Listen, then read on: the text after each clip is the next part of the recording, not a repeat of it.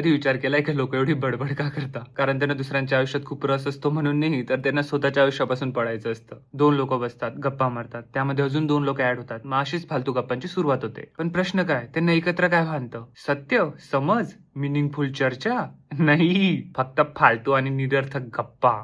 कारण जी फालतू गॉसिप असते ना, ही लोकांना एक खोटा कनेक्शन देतो. जेव्हा लोकं आतून खूप इन्सिक्युअर असतात, रिकामे असतात, एकटे असतात, तेव्हा ते त्या रिकामेपणाला, एकांताला सामोरे जाण्यापेक्षा दुसऱ्यांच्या आयुष्याबद्दल बोलायला सुरुवात करतात. कोणीतरी काहीतरी बोलतं, त्यात दुसरा अजून भर घालतो आणि यात त्यांना वाटतं की त्यांचं खूप कनेक्शन आहे, एकत्र आहेत, खूप वाइब्स मॅच होत आहेत त्यांच्या. पण खरं तर ना ते कनेक्शन नसतं. ती फक्त स्वतःच्या ज्या इन्सिक्युरिटीज असतात, एकांतपणा असतो, रिकामेपणा असतो, जी भीती असते त्यापासून पडण्याचा फक्त एक तो मार्ग असतो, बस.